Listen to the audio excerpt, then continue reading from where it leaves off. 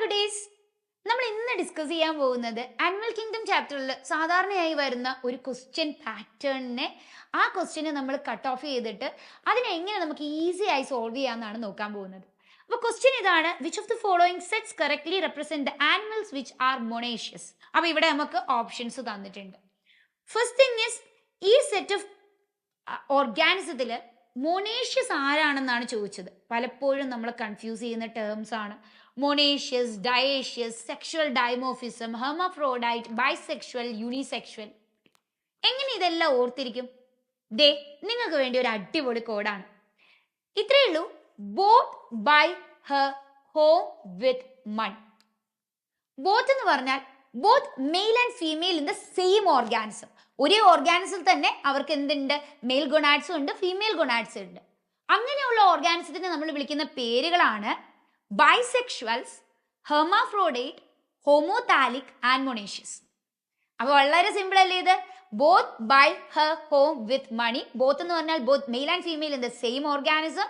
അതിന്റെ മറ്റു പേരുകളാണ് ഹെർമാഫ്രോഡൈറ്റ്, ഹോമോതാലിക്, മൊണേഷ്യസ്. ഇവിടെ നിങ്ങൾ ശ്രദ്ധിക്കേണ്ട കാര്യം ആൻഡ് ബൈസെക്ഷുവൽ. ഇവിടെ നിങ്ങൾ ശ്രദ്ധിക്കേണ്ട കാര്യം, സാധാരണ ആനിമൽസിലും പ്ലാന്റ്സിലും ബൈസെക്ഷൽ എന്ന് പറയുന്ന ടേം ഉപയോഗിക്കും. എന്നാൽ ഹോമോതാലിക് എന്ന് പറയുന്ന ടേം സാധാരണയായി നമ്മൾ ഉപയോഗിക്കാറുള്ളത് ടാലസ് എന്ന് പറയുന്ന ആൽഗയിലുള്ള ഫീച്ചറാണ്. സോ ആൽഗേസിലൊക്കെയാണ് നമ്മൾ ഹോമോതാലിക്, ഹെട്രോതാലിക് എന്ന് പറയുന്ന ടേംസ് ഒക്കെ യൂസ് ചെയ്യാറുള്ളത്. ഇനി ഈ പറഞ്ഞ ടേംസിന്റെ ജസ്റ്റ് ഓപ്പോസിറ്റ് ആയിരിക്കും what we give for unisexual organisms. അപ്പൊ നമുക്ക് ആ ടേംസ് ഒന്ന് ആലോചിച്ച് നോക്കാം. ബൈസെക്ഷലിന് പകരം ഇവിടെ യൂണിസെക്ഷൽ ആയിരിക്കും, ഹോമോതാലിക്കിന് പകരം ഇവിടെ ഹെട്രോതാലിക് ആയിരിക്കും, മൊണേഷ്യസിന് പകരം അവിടെ ഡയേഷ്യസ് ആയിരിക്കും. അപ്പൊ ഇനി നമുക്ക് ഇത് എന്തായാലും തെറ്റാൻ പോകുന്നില്ല. അപ്പൊ ഇവിടെ നമ്മളടുത്ത് ചോദിച്ചത് എന്താ? മൊണേഷ്യസ് ആയിട്ടുള്ള ഓർഗാനിസംസ് ആരാണെന്ന് കണ്ടുപിടിക്കാനാണ്. അപ്പൊ അടുത്ത ടാസ്ക്, ഈ കൊടുത്തിരിക്കുന്ന ഓർഗാനിസത്തിൽ മൊണേഷ്യസ് ആരെന്ന് കണ്ടുപിടിക്കണം. അപ്പൊ അതിനുവേണ്ടി ആനിമൽ കിങ്ഡത്തിന്റെ ഈ ഒരു കുഞ്ഞു ചാർട്ടിങ് എടുക്കാം. നമുക്ക് 11 ഫയലാണ് ഉള്ളത്, ഫ്രം പോളിഫിറ ടു കോഡേറ്റ. എന്നാൽ നിങ്ങൾക്ക് എളുപ്പം ഓർക്കാൻ വേണ്ടി ഇത്ര ആലോചിച്ചാൽ മതി. ഇവിടെ ഡയേഷ്യസ് എന്ന് പറയുന്ന സിറ്റുവേഷനിലേക്ക് എത്തുക എന്ന് പറഞ്ഞാൽ യൂണിസെക്ഷൽ ഓർഗാനിസംസ് ആണും പെണ്ണും വ്യത്യാസമായി വരുന്നത് തന്നെ ആസ്കെലമെന്റസ് എന്ന് പറയുന്ന ഗ്രൂപ്പിലാണ്.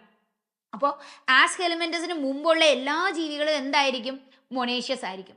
എന്നാൽ ആസ്കെലമെന്റസിന് താഴേക്ക് വരുമ്പോഴോ എല്ലാവരും യൂണിസെക്ഷൽസ് ആയിരിക്കും.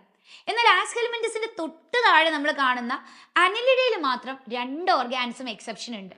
അതാണ് നമ്മുടെ എർത്ത് വേമും ലീച്ചും. So it's very simple.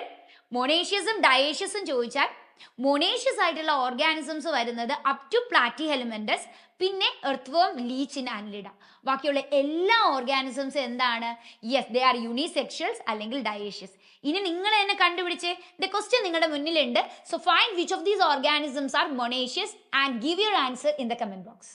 ഈ ജൂലൈ 27-നാണ് നിങ്ങൾക്കറിയാം നമ്മുടെ ഫസ്റ്റ് GIB എക്സാം വരാൻ പോകുന്നത്. അപ്പോൾ ഓഫ്ലൈനായി നിങ്ങൾക്ക് നീറ്റിനെ എക്സ്പീരിയൻസ് ചെയ്യാനുള്ള ഏറ്റവും ബെസ്റ്റ് ഓപ്പർച്യൂണിറ്റി ആണ്. ആരും തന്നെ ഇത് മിസ്സാക്കരുത്. ഇപ്പോൾ തന്നെ ഈ QR കോഡ് സ്കാൻ ചെയ്തുകൊണ്ട് നിങ്ങളുടെ രജിസ്ട്രേഷൻ ഉറപ്പുവരുത്തുക. See you there. ബൈ.